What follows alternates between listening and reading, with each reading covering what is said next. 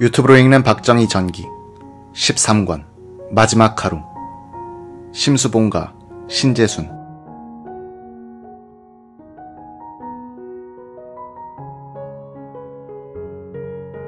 대통령이 공정동에 도착할 시각이 다가오자 김재규와 김계원은 만찬장인 나동으로 향했다. 윤병서 비서의 기억에 따르면 이때가 저녁 5시 40분경이었다. 김재규는 본관을 나서면서 따라 나오는 수행비서관 박흥주 대령에게 귀옛말로 이 차장부가 오늘 손님을 모시고 올 텐데 저녁 7시까지 내가 나오지 못하면 손님들끼리 먼저 식사를 하도록 하게 라고 당부했다. 아담한 2층 양옥 건물 나동 앞에는 정원이 있고 화강암을 깎아서 만든 경계석이 화단과 마당을 가르고 있었다. 여기에 걸터앉은 김재규 정보부장과 김계원 비서실장은 계속해서 차지철을 도마 위에 올려놓고 있었다. 사회 공기가 얼마나 험악한지 실장님도 모르실 것입니다. 부산에 계엄령이 선포돼 우선은 조용해졌지만 며칠이나 가겠습니까?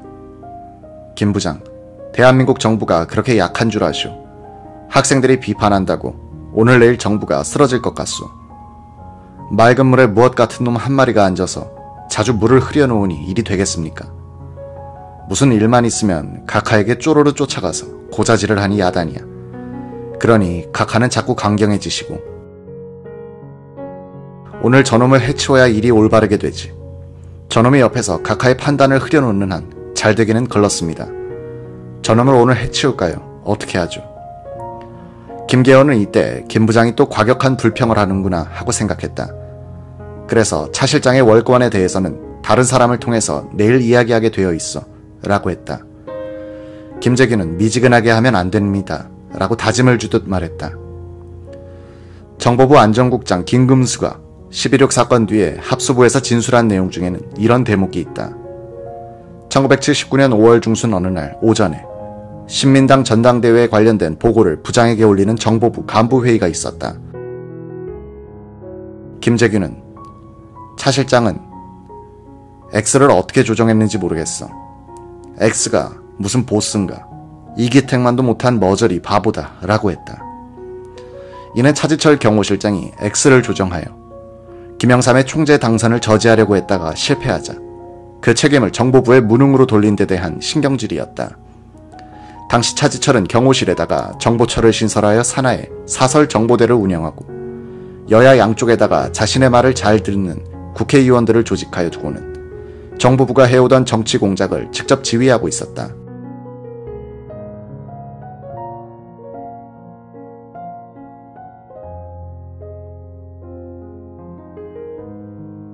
정치 공작의 설계를 경호실장이 하고 정보부는 그 심부름을 하는 형편이었다.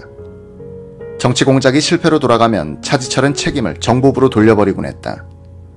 김재규는 수시로 경호실장에게 불려가서 지시를 받고 오는 형편이 됐다. 이런 상황을 정보부 간부들이 다 알고 있어 부장의 권위도 말이 아니었다. 문제는 차지철 실장이 정치에 신경 쓰느라고 본연의 임무인 경호는 소홀히 하고 있었다는 점이었다. 오후 5시 40분쯤 청와대. 차지철 경호실장은 대통령을 모시러 가려고 사무실을 나섰다. 부관 이서구가 떠나는 차 실장에게 권총을 건네주었다. 실장은 갖고 있어라 라고 돌려주는 것이었다. 이서구 부관은 권총을 받아 도시락 상자같이 생긴 권총집에다가 넣었다. 이서구는 그 전에도 차 실장이 궁정동으로 대통령을 수행하러 나설 때는 권총을 건넸으나 매번 차지철은 되돌려주기만 하는 것이었다. 오기가 생긴 이 부관은 그래도 대통령을 모시는 자리인데 경호실장이 권총을 안 차고 간다는 것은 말이 안 된다고 생각해요. 계속해서 권총을 권했다. 차 실장이 권총을 차고 가지 않게 된 것은 서너 달 이전부터였다. 이서구는 차 실장이 대통령으로부터 무슨 말을 들었기 때문이라고 추측했다. 오후 5시 50분쯤 차지철은 부속실로 올라왔다. 대통령 부속실 이광형 부관은 그때 비로소 저녁 약속이 있음을 알게 됐다.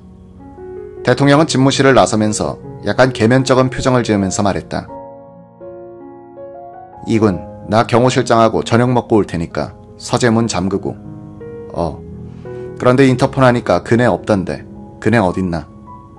그때 박근혜는 응접실에서 손님을 만나고 있었다. 대통령은 그녀의 방으로 인터폰을 건 모양이었다. 그네 보고 먼저 밥 먹으라고 이야기하게. 예, 알겠습니다. 그리고 내가 보던 것들은 위에 올려놓고. 예. 경호실장과 대통령이 현관으로 나가는 동안 이 부관은 밖으로 뒤따라 나와 대통령의 등을 향해 인사했다. 안녕히 다녀오십시오. 본관 앞에는 비공식 행사 때 쓰는 크라운 슈퍼살롱이 시동을 건 채 대기하고 있었다. 본관 당직 책임자 함수용 경호과장이 승용차의 문을 열고 있다가 대통령을 배웅했다. 차 실장은 대통령 옆자리에 탔다. 정인영 경호처장은 자신의 지정석이나 다름없는 운전사 옆자리에 앉았다. 정인영 처장은 지도를 항상 준비하고 있다가 뒷좌석에 앉은 대통령이 저 공장은 뭐야 하고 물을 때마다 즉답을 해야 했다. 요사이 그는 시력이 나빠져 안경을 써야 할 입장이었으나 대통령 앞에서 불경스럽게 보일까봐 그러지도 못하고 있었다. 정 처장은 사석에서는 이제 나도 그만둘 때가 된 것 같아 라고 말하기도 했다. 안재송 부처장, 박상범 경호국계장, 김용섭 경호관은 뒤차에 탔다. 오후 6시 5분 대통령을 태운 슈퍼살롱이 궁정동 나동에 도착했다. 이 슈퍼살롱은 대통령이 사적인 행차를 할 때 쓰는 차였고 운전사도 공용차 운전사 이타관이 아닌 김용태였다. 남효주 사무관이 기다리고 있다가 오른쪽 뒷문을 열었다. 대통령이 내리자 왼쪽 문으로 차 실장이 내렸다. 대통령은 내리면서 남 사무관에게 아무 말도 하지 않았다. 남효주는 오늘은 각하께서 별로 기분이 좋으신 편이 아니구나 라고 생각했다. 오랫동안 대통령을 모셔본 남 사무관은 대통령의 표정만 보면 그날 기분을 대충 알 수 있었다. 기분이 좋은 날에는 꼭 별일 없나 라는 말을 하면서 웃음을 보였다. 남 사무관이 대통령 일행을 만찬장인 안방으로 안내했다. 그가 주방으로 돌아오니 정인영, 안재송, 김용태 세 사람이 주방 한가운데 있는 식탁에 둘러앉아서 맥주를 마시고 있었다. 주방 바깥에는 김용섭 경호관이 식당차 운전기사 김용남과 함께 그가 원당 양조장에서 받아온 막걸리 한 통을 뉴코티나 앞 지붕 위에 올려놓고 마시고 있었다. 박상범은 속이 거북하여 김용태가 주는 가스 명수를 마셨다. 남효주는 주방 요리사에게 안주를 빨리 준비하라고 시킨 뒤에 정인영 처장에게 그만 들고 나가시죠 라고 했다. 당시 경호 관례에 따르면 청와대 경호원들은 정보부가 관할하는 궁정동 시설에 도착한 뒤에는 대통령 경호를 정보부에 넘기게 되어 있었다. 그래서 궁정동에 도착한 청와대 경호원들은 한숨을 돌리고 식사를 하곤 했다. 이곳 궁정동을 관리하는 정보부 직원들하고는 워낙 얼굴이 있고 친구 사이인 경우도 있어 일단 긴장을 푸는 것이었다. 김계원은 만찬장인 안방에 들어가자 안쪽으로 마주보고 앉게 된 대통령에게 각하, 오늘 행사에 다녀오시느라 피곤하실 텐데 괜찮습니까? 라고 했다.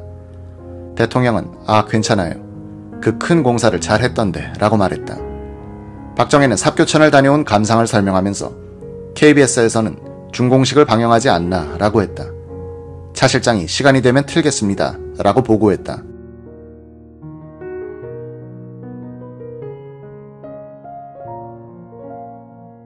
대통령은 탁자 건너편에 앉은 김재규를 향해 부산 마산에 별일 없지 하고 물었다.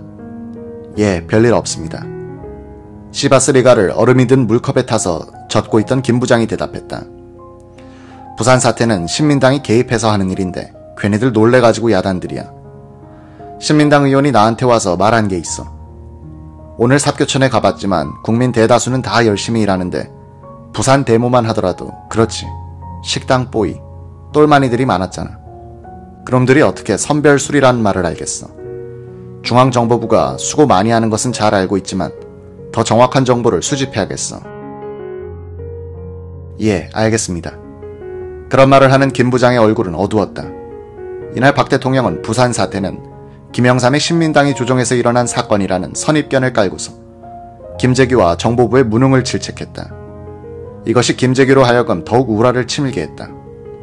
김계원이 군 검찰에서 진술한 내용은 저간의 사정을 잘 설명해준다.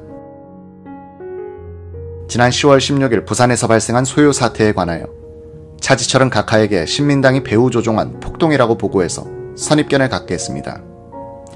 중앙정보부는 조사 결과 신민당이 아니고 남조선 민족해방전선 등 불온단체와 일부 반정부 학생들이 가담했다고 보고했으나 각하로부터 거절당하고 오히려 야단을 맞게 되자 김재규는 그 원인이 차지철의 농간에 의한 것이라고 눈치채고 분노가 극에 달한 바 있습니다. 김재규는 그전에도 수없이 김계원에게 이렇게 털어놓곤 했다. 각하께서 나보고 뭐라고 명령하는 것은 좋지만 지가 뭔데 한술 더 떠서 이러쿵 저러쿵 나에게 이야기하는지 자식. 대통령은 김재규 부장에게 다시 한번 퉁명스럽게 물었다. 신민당 공작 어떻게 됐어? 다 틀렸습니다. 당직에서 사표 내겠다고 한 친구들이 모두 강경으로 돌아서 버렸습니다. 암만 해도 당분간은 정운갑 대행체제에 출범이 어렵겠습니다. 이때 차지철 실장이 나섰다. 그까짓 새끼들, 까불면 신민당이고 학생이고 탱크로 싹 깔아뭉개버리겠습니다. 김재규는 야, 이 친구 또 이런 자리에서 꼭 마찬가지로구나 하고 생각했다. 대통령이 못마땅한 말투로 얘기를 계속했다. 설사 일괄 반려하는 일이 있더라도 그때까지는 아무 말도 하지 않아야 하는데 이 친구들 괜히 놀라서 야단들이야. 참 답답하단 말이야. 차지철이 이 말을 받아 각하 정말 그렇습니다 라고 부추기듯 말했다. 대통령은 국회의장이 무슨 잘못이 있어 라고 중얼거렸다. 차 실장은 대기실의 두 여자 때문에 안방과 바깥을 들락날락했다. 신재순과 심수봉이 궁정동 안방 옆 대기실에 도착한 것은 6시 15분쯤. 의전과장 박선호가 나갔다 오더니 서약서를 내놨다. 오늘 듣고 본 것을 바깥에 나가서 발설하면 처벌을 받는다는 상투적인 내용으로 인쇄된 문안에 사인만 하는 것이었다. 이어서 정인영과 안재송 두 사람이 몇 가지 질문을 하고 차 실장이 오더니 또 몇 가지를 물었다. 그 다음 박선호가 신양에게 단독으로 각하를 모시는 방법을 가르쳐 주었다. 신양은 어제 본 박 과장과 너무 달라진 오늘의 박 과장을 대하고 흠칫했다. 얼굴에는 냉기가 흐르고 있었다. 심수봉은 대기실에서 기다리면서 안재송 부처장과 인사를 나눴다. 사격이 취미였던 심양은 태릉 사격장에서 안재송을 만난 적이 있었다. 6시 30분쯤 차 실장이 안방에서 나오더니 남효주 사무관에게 지금 여자 손님이 두 분 있는데 현관 앞에서 대기시키고 내가 들여보내라고 할 때 들여보내라 라고 하고는 다시 들어갔다. 식당 관리자 겸 안방 전담 웨이터 남효주는 박선호를 찾아 경호관 대기실로 가봤다. 박선호가 정인영, 안재송 그리고 두 여자와 함께 앉아 있었다. 남씨는 차 실장의 전달 사항을 박선호에게 말해주었다. 박 과장은 두 여자를 내보내주었다. 남 사무관이 이들을 안방 입구 쪽에 있는 부속실로 안내하여 기다리도록 했다. 잠시 후 경호실장이 안방에서 나오더니 두 여자를 데리고 들어갔다. 두 여자는 실내화로 갈아 신고 핸드백과 기타를 대기실에 놓아둔 채 살며시 들어왔다. 심수봉은 대기실에서 정보부장과 경호실장이 언성을 높여 다투는 소리를 들었기 때문에 긴장했다. 처음 와본 신양의 눈에 들어온 방은 한 6평이 되는 온돌방이었다. 한가운데 직사각형의 식탁이 놓여 있었고 뒤쪽으로는 십장생이 그려진 병풍이 펼쳐져 있었다. 그 옆으로 작은 진열장. 두 여자가 들어왔는데도 네 사람은 이야기를 계속하고 있었다. 그들은 사람이 들어오는 것을 알아차리지 못한 것 같았다. 심수봉은 대통령의 왼쪽, 신재수는 그 오른쪽에 앉았다. 신양은 김재규와 마주보는 자리에 앉았기 때문에 이날 가장 정확한 목격자가 될 수 있었다. 신양은 네 사람의 이야기가 너무 심각하게 진행되자 긴장을 풀려고 식탁 위에 놓인 안주를 세어보았다. 꿀에 재운 인삼, 도라지나물, 부침, 생채, 송이구이, 편육, 시바스리갈 2병, 선담배 2갑. 술상은 생각보다 조촐했다. 대통령이 먼저 심수봉을 보고 한마디 했다. 이 아가씨는 텔레비에서 많이 본 얼굴이고 신재순을 쳐다보면서는 이 아가씨는 처음이군 이라 하더니 예쁘게 생겼군. 이름이 뭐지? 나이는? 하고 물었다. 긴장한 신양이 기어들어가는 듯한 목소리로 대답했다. 대통령은 심수봉에게 본이 어디지? 하고 물었다. 청송심씨인데 고향은 충청도라고 하자 대통령은 충청도 놈 하고 웃더니 작고한 충무처 장관과 같군 이라고 했다. 심의환 장관을 가리키는 말이었다. 대통령은 전날 심 장관의 부인에게 위로 편지를 써 집무실 금고에 넣어놓고 있었다. 11.6 사건 후 대통령의 집무실을 정리할 때 발견된 이 서신에서 박정희는 다음과 같이 쓰고 있었다. 인생은 원래 무상한 것이고 회자 정리라고 했으니 한 번 왔다가 한 번 가는 것은 정한 이치인 줄 알면서도 너무나도 호련히 떠나시니 애석하고 허전함을 금할 길이 없습니다. 고인이 나에게 마지막으로 남기고 가신 편지 사연을 한 줄 한 줄 읽으면서 고인도 이 편지가 대통령에게 보내는 마지막 서신이라는 것을 영감적으로 느끼면서 썼으리라는 흔적이 구절구절 나타나 있는 것을 보고 읽으면서 단장의 슬픔과 감회를 금할 수가 없었습니다.